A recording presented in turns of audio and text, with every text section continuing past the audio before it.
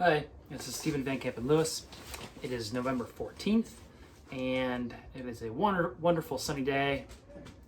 And so I'm actually filming from my greenhouse just to see how it works. And it's really hot in here, so I'm probably gonna make this video kind of short. But in any case, my neighbors seem to be having a party, so that's why I'm in here, so that y'all can hear me and not the band. But anyway, today I want to talk to you a little bit about Cattleya walkeriana and nobilior, and some of what their spikes look like, their inflorescences. As they're very small, over the years I found that it is sort of a topic, and a topic that isn't really spoken about or documented very much online, which of course is weird. You know, I feel like everything is online these days. So I'm going to show you, I have a whole bunch of nobiliors and walkerianas in spike. I've got two plants that were small enough for me to pull out, and I can show you their spikes right now. And then we're going to go up there, and I'm going to show you a walkeriana, and it's in a pot that's about this big, and it is spiking for the first time, and that I've seen it. I don't know what the difference is this year, but this year it really wants to put out spikes. It's actually a cutting. Actually, I gave a cutting to William Green, so he'll have an idea of what his plant should be looking like when it starts to spike. And you can see the actual buds are starting to form. So it's what I'm going to show you now is the very early on spikes, and then I'm going to show you one that's a little farther along with some buds coming out. And then as they start to bloom over the next couple months, I of course will show you guys those blooms. So first of all, I want to tell you that Cattleya walkeriana and nobilior are very closely related.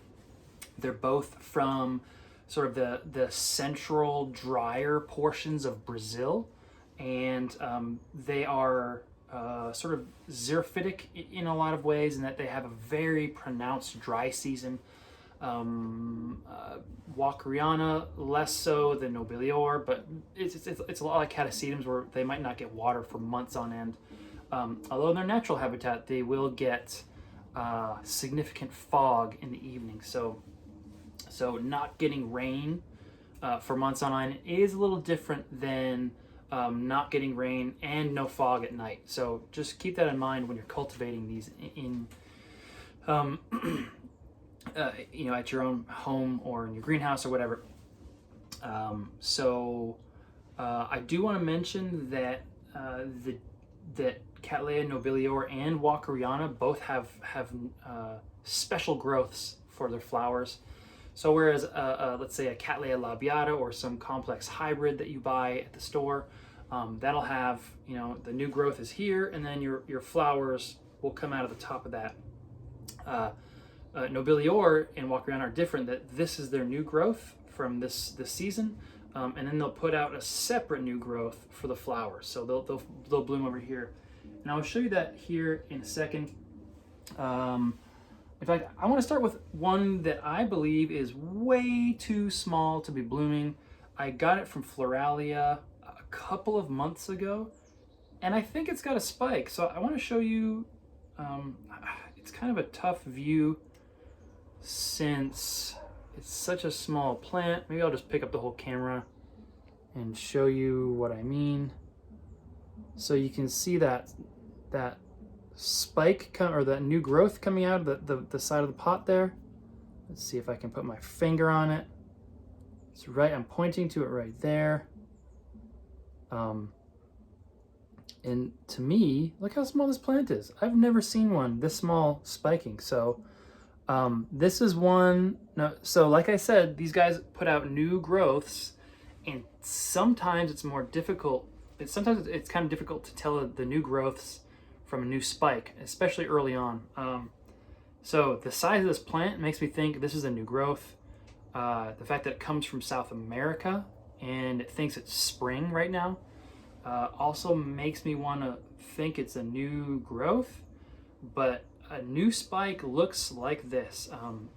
And when I say looks like this, I mean it's longer than a typical growth is before you start to see leaves. it's more pointed than a typical growth. So when you think about a new spike on a catasetum, and when those new spikes are small, it can be difficult to tell the difference between new spike and new growth. A new growth on a catasetum is very pointed. A new spike, a new flower spike on a catasetum is very rounded.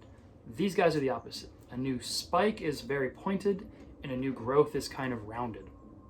So, see if I can get another decent.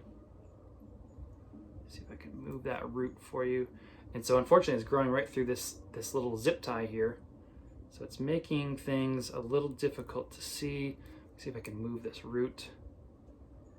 So that's kind of a close-up view of what your spikes should look like. It's about that time of year here in the United States, in North America, for walkerianas to either be blooming right now or to be spiking as are mine. And so walkerianas typically bloom in the fall, nobiliors typically bloom in the spring. Sometimes they don't read the same books that we do, and it looks like this year all my guys will be blooming probably in the dead of winter, early spring. So this one is a little bit more of a typical spike. This is Cattleya walkeriana. So that one was nobilior. This is walkeriana I got from H&R Orchids maybe a year or two ago. I can't remember, but it's blue tightened by self. So this should be a cerulean. You can see that I just took the old pot that it came in and just simply plopped it into another pot. When I'm repotting these guys, I don't like to mess with the roots if at all possible. That's true for all my plants, but these guys are especially finicky. And you can see here, if this turns out to be a spike, again, it can be difficult to tell the difference between them. This would be the first bloom on this guy, so I'm pretty excited.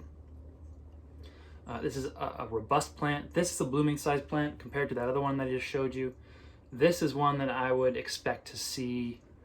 I would actually expect to see more than one bloom on this. So, it's a first bloom. I certainly expect to see bloom on this. I'm surprised that there isn't one coming off of this, and even these ones here. So, we'll see what it turns out to be. I'll keep all of you informed. I do want to mention that I marked these pots. So blooming orchids in general don't like to be moved when they're spiking. So I can see where the marking was so that I can put it back in the exact same position up there, so that it doesn't abort ideally. So hopefully me pulling this out and showing you guys doesn't sort of initiate or prevent this blooming. But in any case, let me give you another. You can see how pointed it is. I'm trying to give you a good view here. See, that's a pretty good view. You can see just how pointed that is right there. That's sort of a classic spike. If you're gonna sort of take a screenshot and then go back to your plants and see if they're blooming or spiking right now, this is what you want. This is what you want to see. All right. So we've seen one nobilior, one walkeriana in sort of an early spike phase. I'm going to take you up here and show you a big giant walkeriana plant where I can start to see the buds pushing out. All right. So this is my walkeriana and nobilior collection, most of it. And the plant that we're going to look at here is this big guy back here. And you can see it's kind of locked in there. You can also see why I don't necessarily want to pull this out if I don't have to. It'll be kind of a pain in the butt. So I'm going to try and sneak in here and show y'all what the bloom spike is that I'm talking about with the buds forming. And it is right here at the tip of my finger, and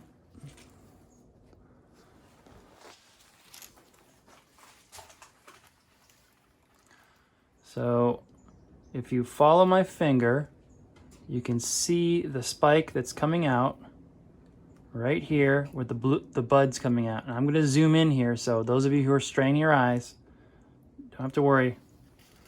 Just focus on that spot.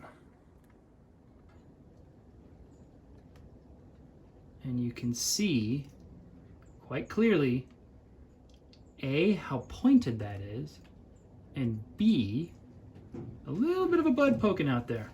Let me see if I can actually remove this leaf. There we go. All right, so dead leaf. Remove that, and it makes that spike that much more obvious. I'm gonna put my finger on it so the camera is able to focus on it. Again, if you want to take a screenshot and take this back to your greenhouse or you're underneath your lights, you can see that's definitely a spike. What's odd about this plant is I don't typically see new growths at the same time as new buds. So you can see the sheath on this new growth is still forming. Same with this one back here. I'm going to zoom out a bit. And you can see another much younger new growth here. And you can see how big this plant is. I mean, you can see my hand. I think this old pot is probably 6 inches wide. So this one is going to be, I don't know, 10 to 12, I bet. And there's even more growths on the backside that you can't really see. I have also noticed that there are several spikes coming in on this guy here. Let me see if I can find a tag. I am not entirely sure which one that is. So this is Brazilian Jewel. I got this one from H&R not too long ago as well. Brazilian Jewel is nobilior by walkeriana. So this has the best of both plants.